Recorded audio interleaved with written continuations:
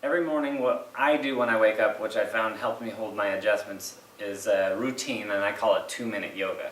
The idea, what I'm going to explain to you here, is going to take a little bit longer than that. However, once you get in the routine and you get your own program, you get familiar with each stretch or yoga pose, you're going to have a better potential of getting this done in a short time. So right when I get up, I don't go do anything else, I go right to these poses. So I recommend you create a habit for this because I want to have every single segment in your spine moving.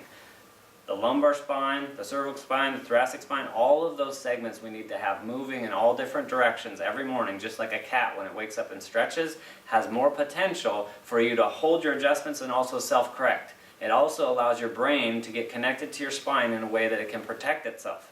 And if you do that every morning, you will notice a difference in how long you hold your adjustments and how much you need a chiropractor, which it goes down significantly because your body is designed to do self-correction. It's designed to actually adjust itself. You're going to tap into that if you do what I recommend here. Highly, highly recommend you do it.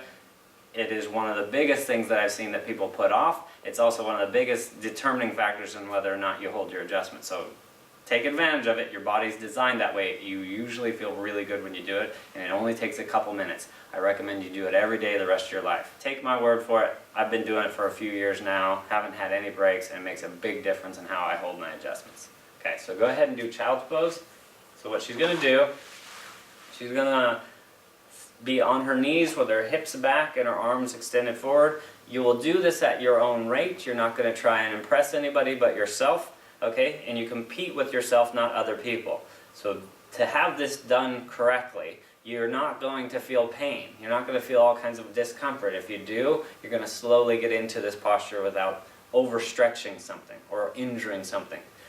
Take it easy in the beginning until you get a feel for your own stretches in your body. So now she's going to go into a different posture. This is up dog, and so what she's going to do is have her legs back, arms fully erect, and her head back. She's looking up, and the goal is to stretch out the spine and to feel and breathe into it.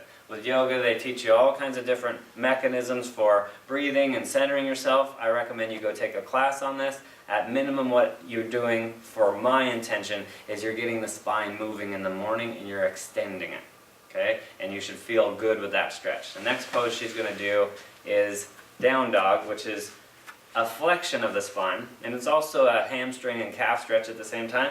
The goal is to get your brain connected to your spine and how it moves in all directions. So everybody's going to be different. Everybody's going to have different levels of flexibility. So for in this potential, she's going to stretch to her level, and then what I do is the same concept, different level. Everybody's going to be different.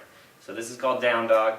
This is flexion and extension of the spine. Now she's going to go into a pose which is an asymmetrical rotation where she's laying on the ground and then testing out her own limit of rotation of the spine from the head all the way down to the low back. So you'll see she's doing the low back and the neck at the same time and the middle back. So it's really difficult to get all those thoracic bones moving because of the ribs, so you're just going to hold that for a while where it feels right, and the neck you're going to turn however far it feels comfortable for you, and the low back the same thing. And the goal is to try and get your shoulders on the ground and the knee touching the floor at the same time, all while feeling like you're in a place that's at your level or it's a good stretch for you. And the same concept the other way. You just flip it and do the other side.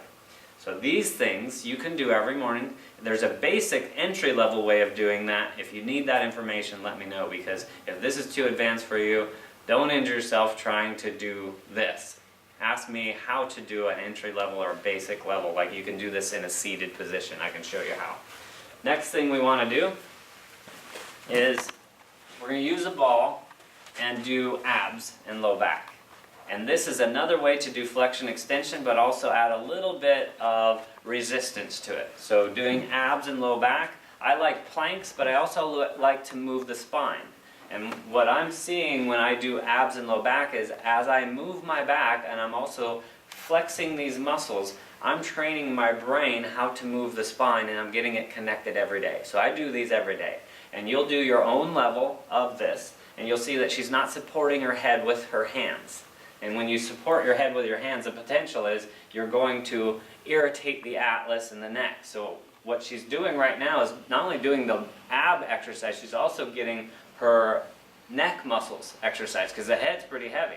So you don't even have to exercise your head at the gym and push it against weights and stuff. I don't recommend that anyways. I recommend just doing abs and low back extensions with the weight of your head being its own resistance, okay? So your neck works out while you do that. Now you'll notice she's going to do back extensions like I recommend, and there's different levels of doing this. Some people like to use the wall with their feet. Some people like to use the feet apart or towards the middle. If you bring your feet closer together, it makes it more difficult, which is really good for your brain relative to creating programs on stability.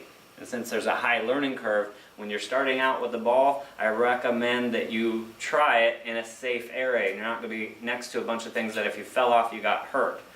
So do this in an area where there's nothing to land on, because in the beginning you may fall off. But don't be discouraged, because it does have a high learning curve. You can get back on the ball, and within a few days, you're doing it better than you thought you could, just because the brain is actively learning as you do this exercise.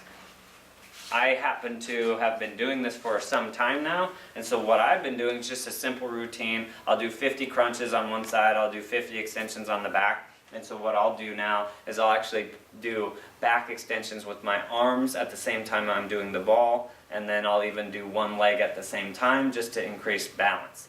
It is something that you can carry with you throughout your life. It's increasing your ability to balance. It also increases pathways in your brain, makes you more connected. There's so many different things that you get from this, but just the idea of doing this to hold your adjustment alone is worth it.